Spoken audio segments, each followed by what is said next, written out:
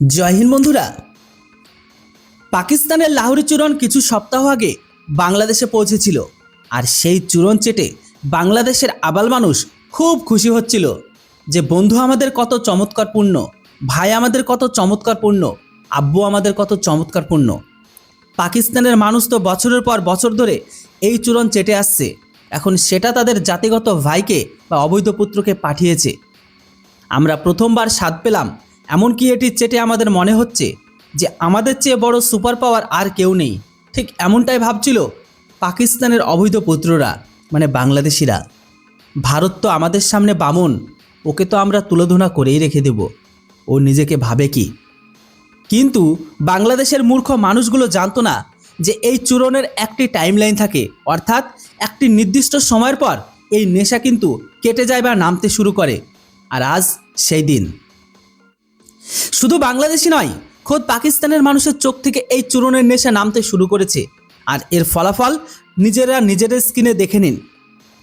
বাংলাদেশের যুব সমাজ বিপুল সংখ্যায় জড়ো হয়ে নিজেদের ক্রীড়ামন্ত্রীর ছবি পোড়াচ্ছে, কুশপুত্তলিকা দাহ করছে, এমনকি তার বিরুদ্ধে স্লোগান দিচ্ছে। শুধু এখানে শেষ হচ্ছে না, পাকিস্তানি সরকার ও সেনাবাহিনীর বিরুদ্ধে তীব্র স্লোগান দেওয়া শুরু হয়েছে। যারা আজ থেকে কিছুদিন আগে তারা ভাই বা আব্বু বলে সমর্থন করত, এখন তাদেরই বিরুদ্ধে স্লোগান দিচ্ছে। কেন? তার কারণ হচ্ছে বাংলাদেশের এই যুবকদের দাবি হলো যে আমাদের যে ক্রীড়ামন্ত্রী, যাকে মোহাম্মদ ইউনুস নিযুক্ত করেছিল, সে পাকিস্তানের সাথে মিলে আমাদের বিরুদ্ধে ষড়যন্ত্র করেছে আর আমাদের বিশ্বকাপ থেকে বের করে দিয়েছে। আমাদের বলেছিল যে আমরা তোমাদের সমর্থনে বিশ্বকাপ খেলবো না, ভারত বয়কট করব।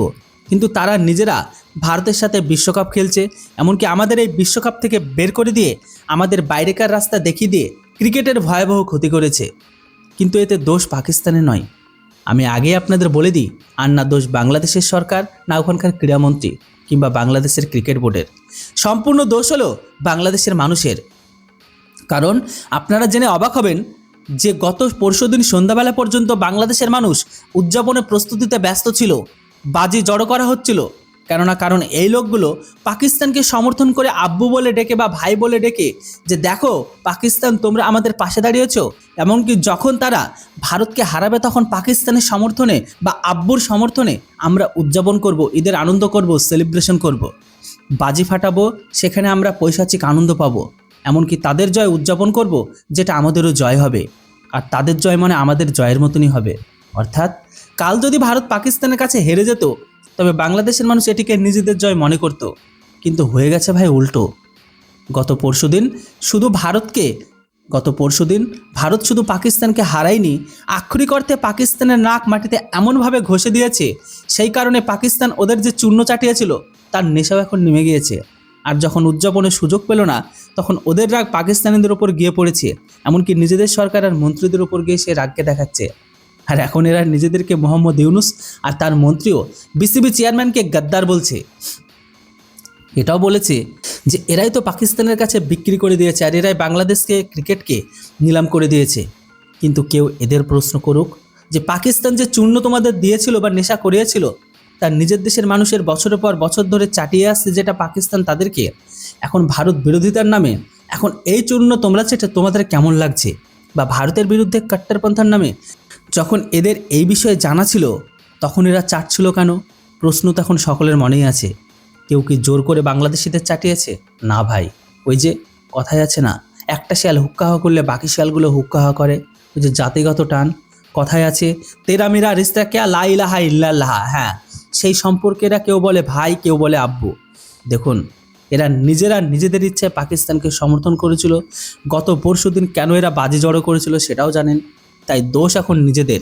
কিন্তু যখন এরা উদযাপনের সুযোগ পেল না, তখন অন্যকে দোষ দিচ্ছে। অন্যদিকে ভারত এই বিষয়ে একটি বড় বিজয় হিসেবে সামনে এসেছে। কারণ প্রথমে তো আমরা অফ দ্য পিচ অর্থাৎ খেলার বাইরে এদের ধুলাই করেছি, দুই দেশের ক্রিকেট বোর্ডকে ভালো মতোই পিটিয়েছি, এমনকি এরপর এই দুই দেশের সরকারের ভেতরে ঢুকেছি।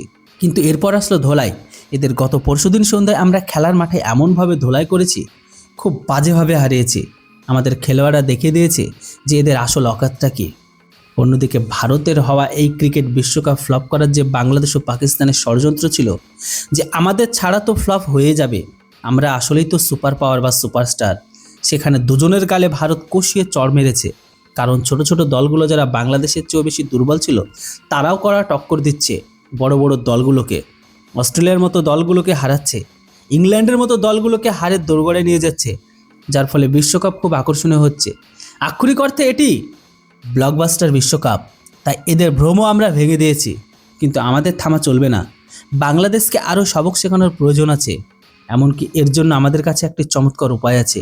এদের সাথে কোনো দ্বিপাক্ষিক সিরিজ খেলবেনই না যখন এরা ভারতের গুরুত্ব বুঝতে পারবে, কারণ ভারত ছাড়া কোনো ব্রডকাস্টার বাংলাদেশের ক্রিকেট বোর্ডকে টাকাই দেবে না। কারণ পাকিস্তানের সাথে সিরিজ খেলে এরা শুধু খুচরো পয়সা পায়। ভারতের সাথে যখন এরা ক্রিকেট সিরিজ খেলে তখন এরা একটি সিরিজের ভেতরেই 5 ম্যাচের একটি পুরো টুর্নামেন্টের ভেতরে টাকা পেয়ে যায়, যা এদের ক্রিকেট বোর্ড 4-5 বছর পর্যন্ত চলে যায়।